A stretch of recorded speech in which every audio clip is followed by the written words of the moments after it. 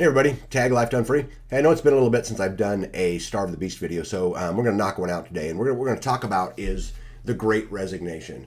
Why are people leaving? And why did Oliver Anthony's song resonate so well with everybody? So anyway, if you're interested in a Tag rant on the Great Resignation and the things that are going on, come on, let's check it out.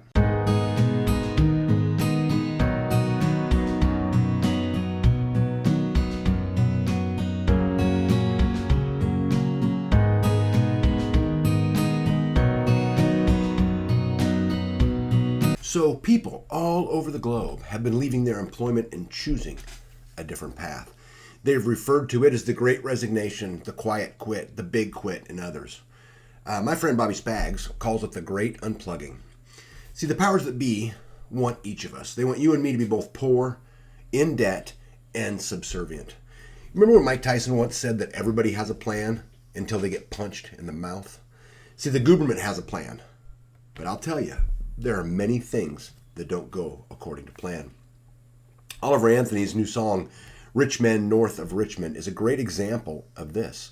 See, this song has been felt by so many because it resonates with the people for the same reasons that people are leaving the system. Simply, the people are pissed. The pandemic was a plan, right? They wanted to control us. Their plan didn't go according to plan. Allow me to explain. See, Oliver Anthony said that his song, or said in his song, that we work overtime hours and we do it for bullshit pay and that it's a damn shame. The Great Unplugging, again, as Bobby said, is a direct indictment of the substandard corporate culture. Now, this culture is largely the result of the woke policies of our government.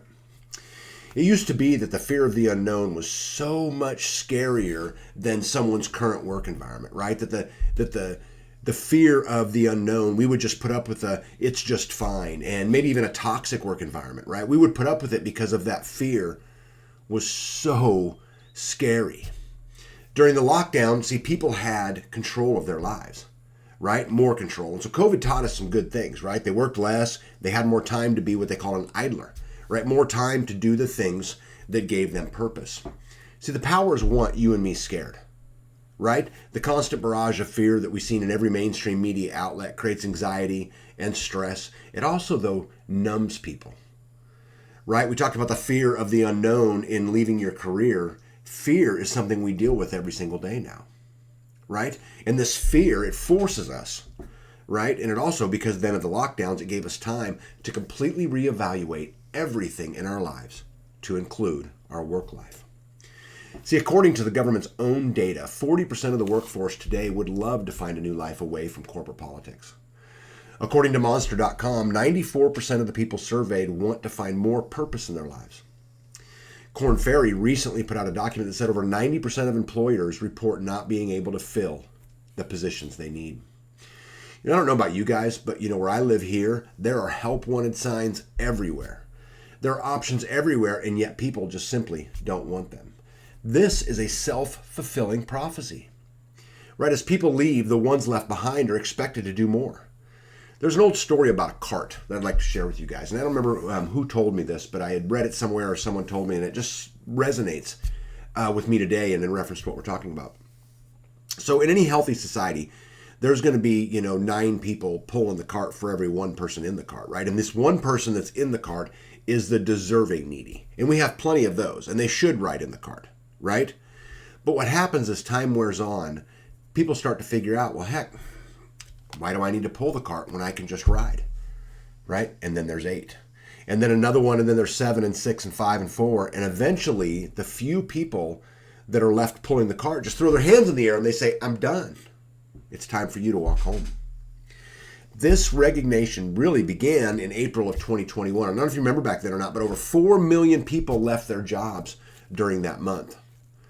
They're doing it because the production to wage scale has been growing further apart since the 70s, right? People are now understanding that the investment, when I talk about the investment, I'm not talking about money so much as I'm talking about the energy you donate to your employer, right? The stress, the requirements, they're simply no longer worth the wage, right? Overtime hours and bullshit pay, right? See, but the lockdowns had another unexpected event, right? And this is the rise of the side hustle. Guys, I promise you, the entrepreneur spirit is live and well. Since I left the system, I've started 3 companies. right? To give me more control over what I do, more control over what I do every single day and where I get to invest my energy capital, which is far more valuable than money. I even know people who are working 2 part-time jobs instead of 1 because they feel like this allows them to explore their own passions and the things that give them purpose, right? I know people who are diving into music and diving into arts, right? Again, for that purpose. We've been told all of our lives that we should work 40 years for a company, right? We're told that the American dream is to always buy bigger and better. It's the American way. We're told to save money. We're told to invest in the very system that enslaves us. All the while, they just print money. Why in the world would you want to save money if they just print it? Think about that. Why would we save money if they're just going to print it? Makes no sense. They drive our home prices up and they convince you that you need a bigger house so they can get more tax revenue without raising taxes.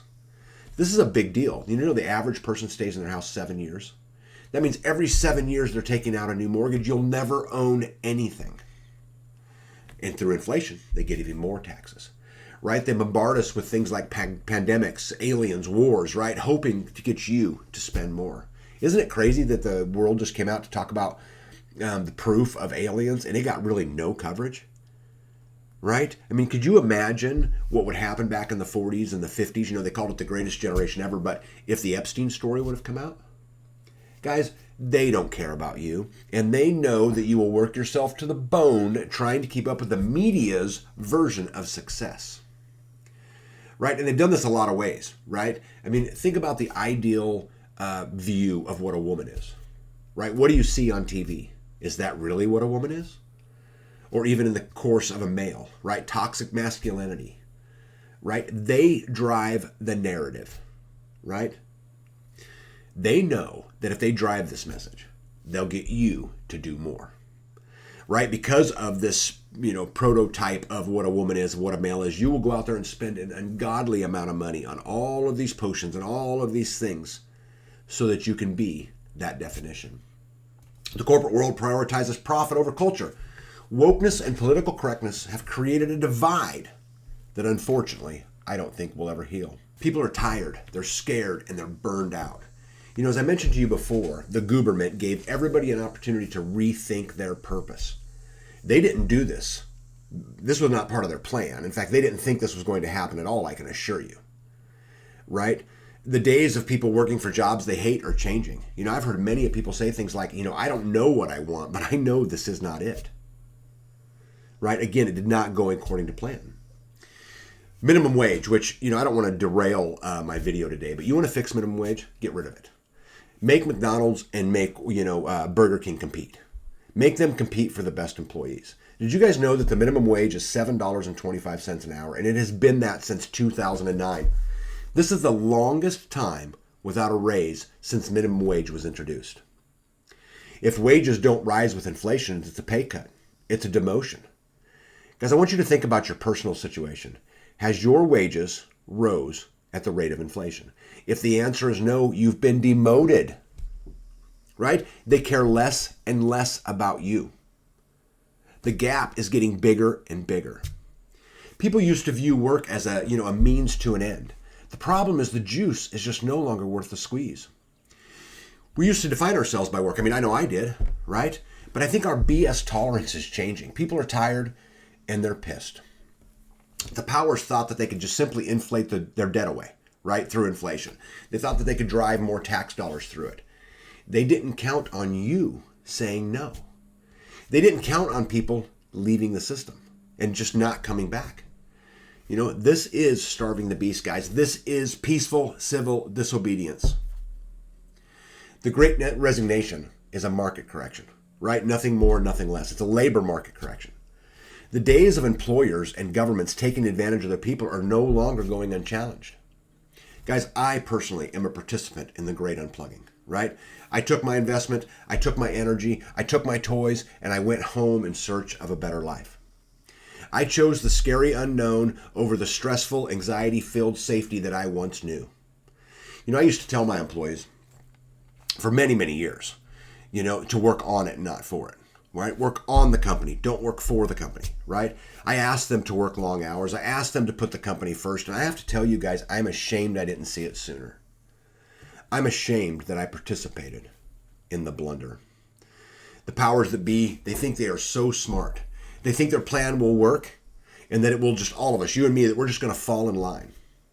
You know, Grumpy Acres once said that everything will remain the same until the soccer moms and NASCAR dads start hurting. We, the people, have not had the ability to confront the tyranny. We, the people, have not had the strength to say no. We, the people, have been on our knees for generations. It is time to rise. They are counting on you to comply. They are planning for you to do your part. Oliver Anthony hit a chord, right? Soccer moms and NASCAR dads are feeling it. And I promise you, if we unite under the badge of freedom, if you go galt, if you resign, if you unplug, they will not have an answer. This system is built, and it only works on infinite growth. Are you feeding the very system that enslaves you, or are you building your own? The risk of asking permission, right, for your electricity, or any of your energy, right? For your house, for your water, for your food. This should scare the hell out of every one of you. Every time you pay a bill, you're asking for permission. I came to the realization that the scary unknown was less risk than playing the game in our current system. The scary unknown was less risk than me having to ask permission for everything. My family would be safer not having to ask permission. All of a sudden, the scary unknown was easier. The transition was hard, but I will tell you, I will never go back. But at the end of the day,